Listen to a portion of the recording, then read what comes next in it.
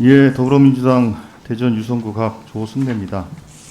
원자력 안전위원회 위원장께 네. 질의하도록 하겠습니다.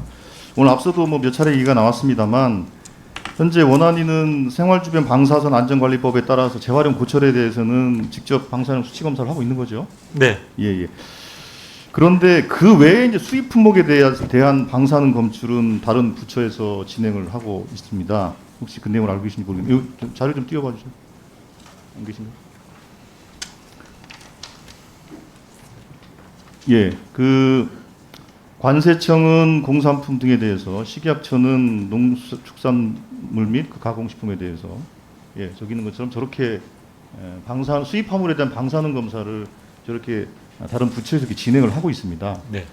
관련해서 혹시 그 원안위에서는 그 저 타 부처에 진행하고 있는 그 방사능 검사, 수입 화물에 대한 방사능 검사에 대해서 관련 자료를 공유를 받고 계십니까? 그 공산품이나 뭐 기타 여러 가지 품목들의 모두에 대해서 저희들이 보고를 받는 그 정보 공유를 받는 건 아니고요. 다만 이제 방사선 그 노출이나 뭐 이런 그 함유 같은 경우에는 저희들도 유념해서 보고는 있습니다. 아니 그러니까요. 그 모든 수출입 그 화물에 대해서 네. 원안위가 보고받을 필요는 없죠. 네, 이제 네. 방사능 검사를 했을 때 네. 수입 화물에 대해서 네. 특정 기준치 이상이 초과됐을 경우에는 그 정보 공유가 되냐는 걸 여쭈는 겁니다. 그 방사선 감시기를 저희가 운영을 하고 있기 때문에 방사선 감시기에서 나오는 여러 가지 어떤 그 사항들에 대해서는 저희들이 직접 통제를 하고 있는 상황입니다.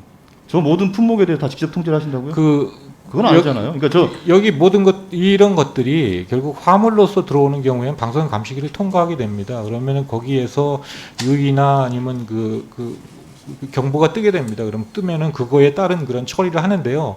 말씀하신 것처럼 공산품인 경우에는 관세청이 소관 부처이기 때문에 관세청에 통보를 하게 되는 거고, 목재 같은 경우는 산림청의 그 소관이기 때문에 산림청에 통보하고 그렇게 하고 있습니다. 예, 알겠습니다. 그래서 제가 이제 드리고 싶은 말씀은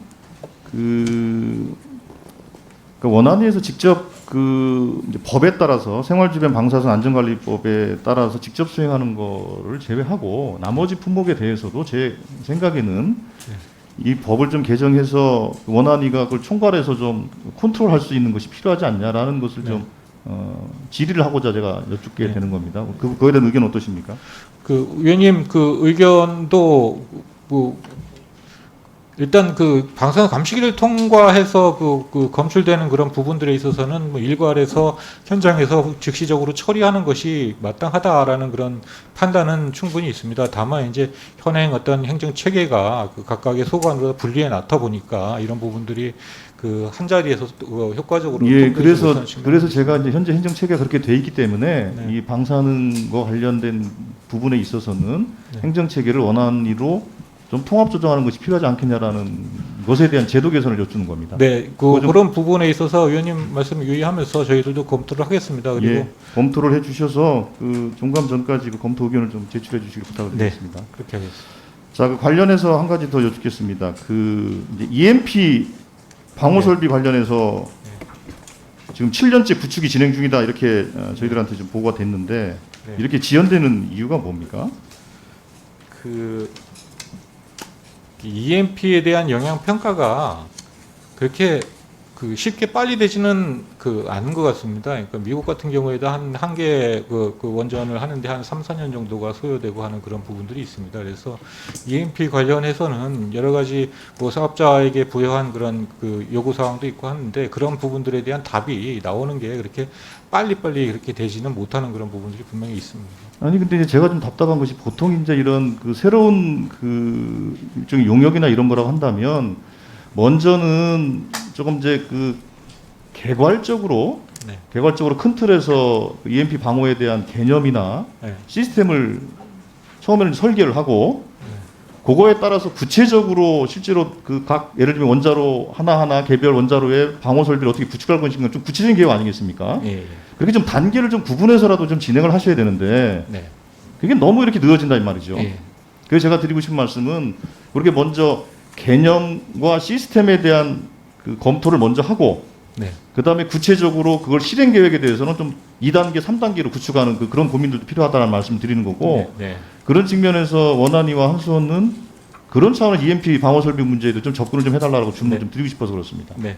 어떻게 생각하십니까? 그 의원님 말씀하신 대로 애초에 EMP에 대한 개념이나 시스템 설계 부분이 필요한 거라고 생각돼요. 그래서 저희들도 어떤 설계준 위협에 이런 부분들을 포함해서 하나의 어떤 프레임으로서 그런 작업을 했고요. 다만 이제 그것의 구체적인 영향 평가에 대해서는 지금 한수원한테 영향 평가 의뢰를 했었고, 그것이 사실은 저희 규칙 검증 기관인 카이낙에 와 있습니다. 그래서 카이낙에서 지금 현재 그걸 검증하고 있는 그런 단계고요. 예, 한수원 사장님, 예, EMP 방어 설비와 관련해서 용역을 수행해서 원안이 제출을 한 상태입니까?